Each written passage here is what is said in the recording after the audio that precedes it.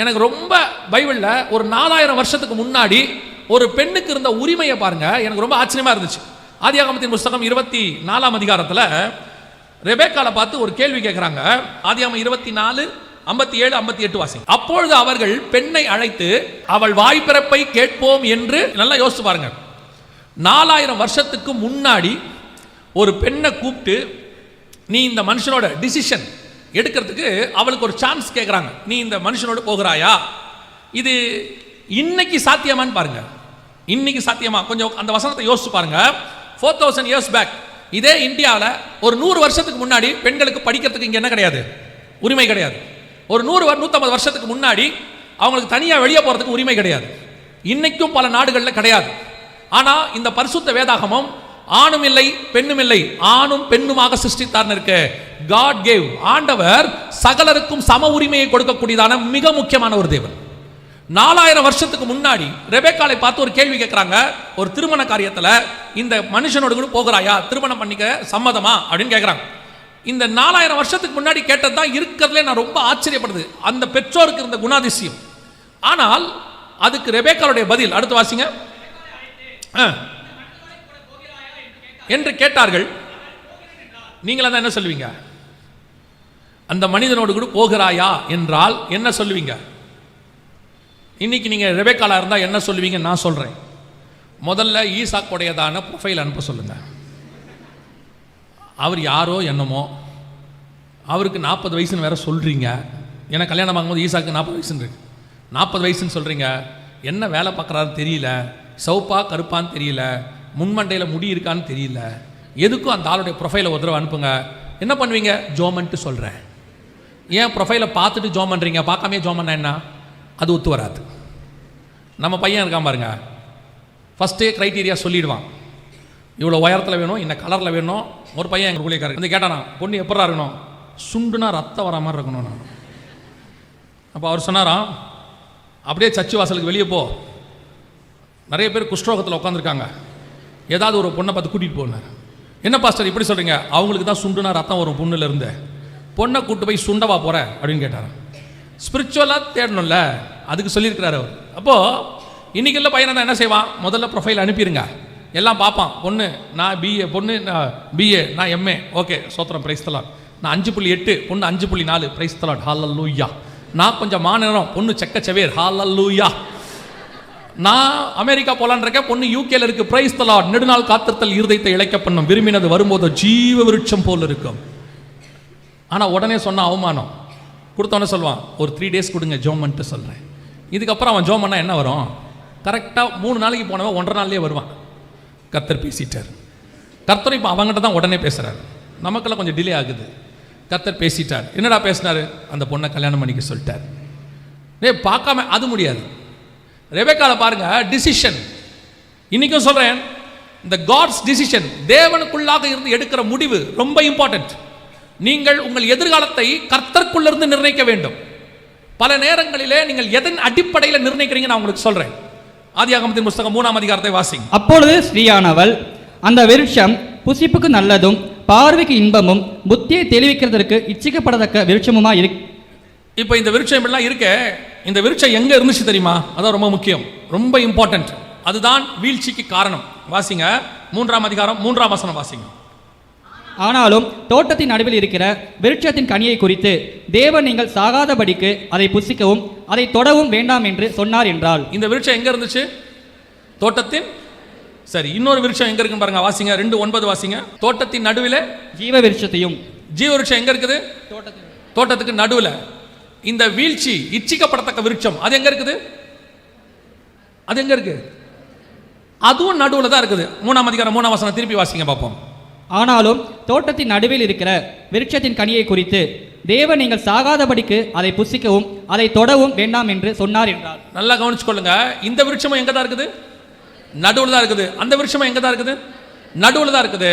இப்போ பிரச்சனையே என்னன்னா, இந்த 2 விருட்சத்தையும் பார்க்கும்போது ஒரு விருட்சம் பார்வைக்கு இன்பம், புத்தியை தெளிவிக்கிறதுக்கு இச்சிக்கப்படத்தக்கதா இருக்குது. இன்னொரு விருட்சம் ஜீவ விருட்சம். இதை பற்றின எந்த டிஸ்கிரிப்ஷன், வர்ணிப்பு பைபிளில் இல்லை. எப்படி இருக்கும்னு ஜீவ விருட்சத்தை பற்றி இல்லை. 2ஆம் அதிகாரத்திலையும் இல்லை, 3ஆம் அதிகாரத்திலையும் இல்லை, வெளிப்படுத்தல் 2ஆம் அதிகாரத்தில் ஜீவ விருட்சத்தை பத்தி இருக்கு, அங்கேயும் இல்லை. எங்கேயுமே ஜீவ விருட்சம் எப்படி இருக்கும் அப்படின்னு இல்லவே இல்லை. ஆனா உங்களை வீழ்த்த பண்ணுகிற விருட்சம் இருக்கே, நன்மை தீமை அறியத்தக்க கனி, அது எப்படி இருக்கும்னு பைபிள் சொல்லுது. பார்வைக்கு இன்பமும் புசிப்புக்கு நல்லதும் புத்தியை தெளிவிக்கிறதுக்கு இச்சிக்கப்படத்தக்கதாக இருக்கிறது. ரெண்டு விருட்சமும் பக்கத்துல தான் இருக்குது.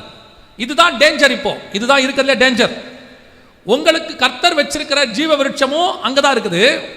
உங்களை விழ பண்ணுகிற இச்சிக்கப்படத்தக்க விருட்சமும் எங்க இருக்குது? அங்கதான் இருக்கு. விருட்சம்னா மரம், நல்லா தெரிஞ்சுக்கொள்ளுங்க. விருட்சம்னா மரம். ரெண்டு மரமும் பக்கத்துல இருக்குது. ஒன்னு காட்ஸ் வில், உங்களுக்காக கர்த்தர் வச்சது சாப்பிடணும். இன்னொன்னு சாப்பிடக்கூடாது, காட் உங்களுக்கு அது வேணான்னு சொல்றது. காட் விளக்கின கனியும் காட் கொடுக்கிற கனியும் பக்கத்துல தான் இருக்கும், ரொம்ப டிஸ்டன்ஸ்ல இருக்காது. இங்க தான் நான் சொன்ன பாருங்க, டிசிஷன் எடுக்கிற வேலைன்னு ஒன்று இருக்குது. இதுதான் கர்த்தர் உங்ககிட்ட கொடுத்துருக்கிறாரு. ரெபேக்காளுக்கு அந்த டிசிஷன் எடுக்கிற அந்த அத்தாரிட்டி இருந்துச்சு. உங்ககிட்டயே கர்த்தர் அதை தான் எதிர்பார்க்கிறார். ரெண்டு வருஷம் பக்கத்தில் இருக்கும் ஒன்று, ஆனால் பார்க்கறதுக்கு அட்ராக்டிவாக இருக்கும். பொதுவாக நீங்களும் நானும் எதை வச்சு நம்ம செலக்ட் பண்ணுவோம் அப்படின்னு கேட்டிங்கன்னா, இப்போ ஒரு உதாரணத்துக்கு சொல்கிறேன். இதுக்கு ஒத்த காரியம் இருக்கு. ஆதியாகமத்தின் புஸ்தகம் 13ஆம் அதிகாரத்தில் ஆபிரகாமும் லோத்தும் போகிறாங்க. லோத்து போகும்பொழுது ஆபிரகாம் லோத்தை பார்த்து சொல்லிட்டாரு, உனக்கு முன்னாடி எல்லாம் ஓப்பனா இருக்கு, நீ எதை வேணாலும் செலக்ட் பண்ணிக்கோ அப்படின்ட்டாரு. 8வது வசனம் வாசி. அப்பொழுது லோத்து தன் கண்களை ஏறெடுத்து பார்த்து யோர்தான் நதிக்கு அருகான சமபூமி முழுவதும் நீர்வளம் பொருந்தி இருக்கிறதாக கண்டான். கர்த்தர் சோதோமையும் கோமாராவையும் அழிக்கும் முன்னே சோவாருக்கு போகும் வழி மட்டும் அது கர்த்தருடைய தோட்டத்தை போலவும் எகிப்தின் தேசத்தை போலவும் இருந்தது. சோதம் எப்படி இருந்துச்சா பார்க்கிறதுக்கு? கர்த்தருடைய தோட்டத்தை போல, எகிப்தை போல நீர்வளம் மிக்கதாக. லோத்து பார்க்கும்போது அட்ராக்டிவ், தி பெஸ்ட், இதாயா சூப்பர் இடம், நம்ம வாழ்றதுக்கு நல்ல இடம் அப்படின்னு டிசைட் பண்றாங்க. ஆனால் அடுத்து 13ஆம் அதிகாரத்தில் திருப்பி ஆண்டவர் ஆபிரகாமை பார்த்து ஒரு வார்த்தை சொல்றாரு. 14வது வசனத்தில், லோத்து ஆபிரகாமை விட்டு பிரிந்த பின்பு கர்த்தர் ஆபிரகாமை நோக்கி, உன் கண்களை ஏறெடுத்து நீ இருக்கிற இடத்தில் வடக்கையும் தெற்கையும் கிழக்கையும் மேற்கையும் நோக்கி பார். நீ பார்க்கிற இந்த பூமி முழுவதையும் நான் உனக்கும் உன் சந்ததிக்கும் என்றென்றைக்கும் தருவேன். இப்போ ஆபிரகாம் பார்க்கிற பூமியை பற்றி அங்கே இல்லை, அது எப்படி இருக்கும்னு தெரியாது. ஆனால் கானான் எப்படி இருக்கும்னு தெரியாது. லோத்து பார்க்கிற பூமி நீர்வேலம் முக்கியது. லோத்து பார்த்த பூமி சோதம் அழியறதுக்கு முன்னாடி எகிப்தை போல, தேவனுடைய தோட்டத்தை போல பயங்கர அட்ராக்டிவ். ஆனால் ரெண்டும் பக்கத்தில் தான் இருக்குது. ஒன்று கானான் இஸ்ரேல், இன்னொன்று சோதோம்.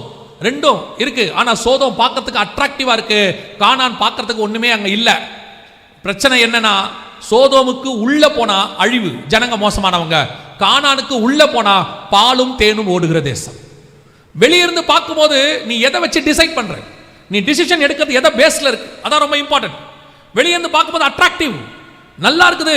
நான் சொல்வது வெறும் உன் வாழ்க்கை பார்ட்னரை தேர்ந்தெடுக்கிறதை பத்தி சொல்லவே இல்லை. உன்னுடைய படிப்பு, உன் ஊழியம், உன் வேலை அத்தனையும் சேர்த்து சொல்றேன். எதை செலக்ட் பண்ணாலும் நீ செலக்ட் பண்ண வேண்டியது உன் கண்களை நம்பி அல்ல. இன்னைக்கு கடைசி காலத்தில் கண்களை நம்பித்தான் பெரும்பான்மையான காரியங்கள் முடிவு செய்யப்படுகிறது. எல்லாம் அதை பேஸ் பண்ணித்தான். பார்வைக்கு இன்பமா இருக்குதா? லோத்துக்கு சோதோம் பார்வைக்கு இன்பமா இருந்துச்சு. ஏவாளுக்கு நன்மை தீமை அறியத்தக்க கனி பார்வைக்கு இன்பமா இருந்துச்சு. இப்போ யாக்கோபை ஆண்டவர் அனுப்பி விடுறாரு. அனுப்பி விட்டோடனே அவங்க மாமா வீட்டுக்கு போறான், லாபான் வீட்டுக்கு. அங்க 2 பேர் இருக்கிறாங்க. கர்த்தருடைய திட்டம் லேயால் மேலில் இருந்துச்சு. ஆனா ஏன்னா லேயாளுடைய சந்ததியில தான் யூதா வராங்க, லேவி வராங்க. இப்போ ராகேல் மேல காட்ஸ் பிளான் அப்ப இல்லை.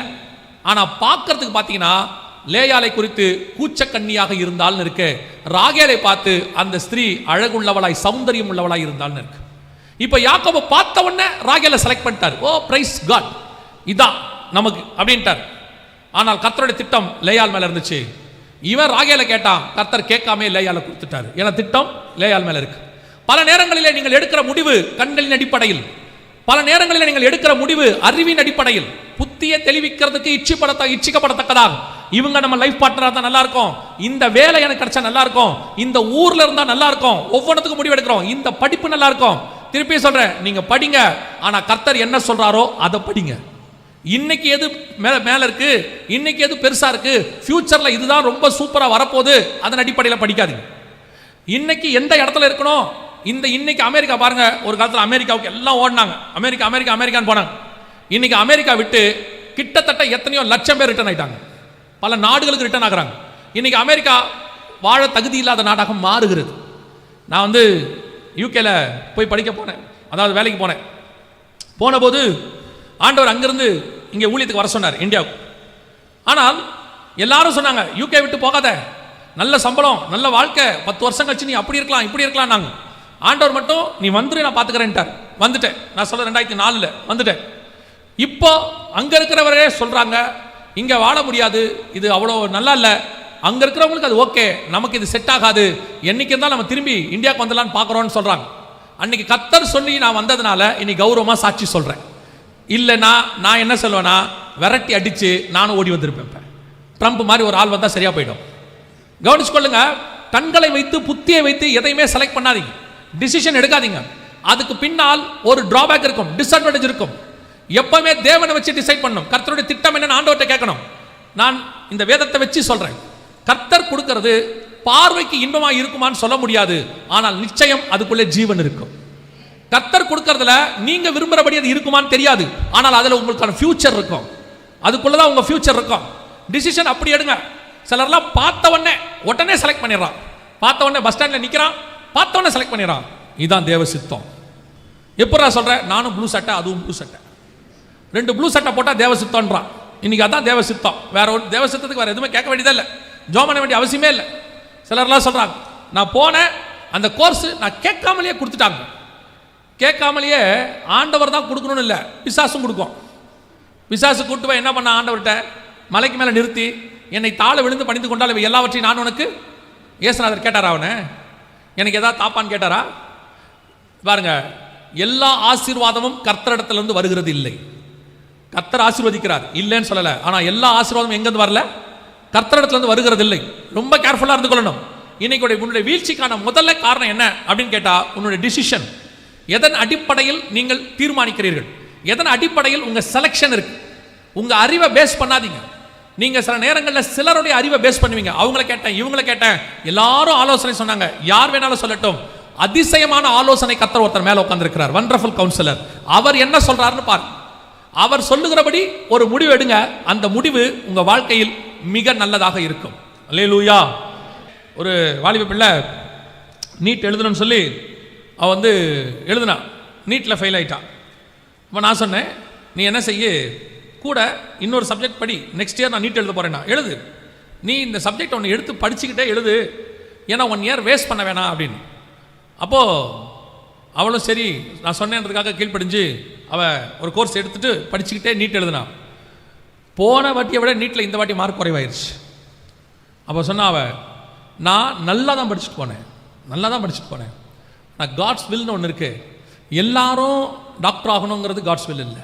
டாக்டர் ஆகணும், தேவ சித்தம் இருக்கு. சிலர் இன்ஜினியர் ஆகணும், சிலர் IAS ஆகலாம், IPS ஆகலாம், என்ன வேணா ஆகலாம். பெரும்பான்மையாக ஊழியக்காரன் ஆகலாம். கர்த்தர் திட்டம் என்னன்னு இருக்குது, அதுக்கு தான் நம்ம ஃபோக்கஸ் பண்ணணும். பல நேரத்தில் நாம் ஒரு அடம் பிடிச்சி, இல்லை இதுதான் நான் சின்ன வயசுலேருந்து ஆசைப்பட்டுட்டேன். ஆசைப்படுங்க, வேணான்னு சொல்ல, அது தேவ சித்தமாக தான் பார்க்கணும். தேவ சித்தம் இல்லைன்னா அந்த ஆசையை விடுறதுக்கும் நீங்கள் தயாராக இருக்கணும். ஆதாமுடைய முதல் வீழ்ச்சி, அவனுடைய செலக்ஷன் ராங் செலக்ஷன். 2 பக்கத்தில் இருந்துச்சு, ஜீவ விருட்சமும் நன்மை தீமை அறியத்தக்க விருட்சமும். ஆனால் நன்மை தீமை அறியத்தக்க விருட்சத்தை விட ஜீவ விருட்சம் பார்வைக்கு இன்பமாக இருந்துச்சு. அவன் செலக்ட் பண்ணிட்டான். லோத்து செலக்ட் பண்ணாரு, யாக்கோபு செலக்ட் பண்ணாரு. எல்லாமே ஒரு இடத்துல அவர்களுக்கு பெயின்ஃபுல்லாக இருந்துச்சு. கடைசியில் அவர்கள் அது வீழ்ச்சியாக மாறுகிறது.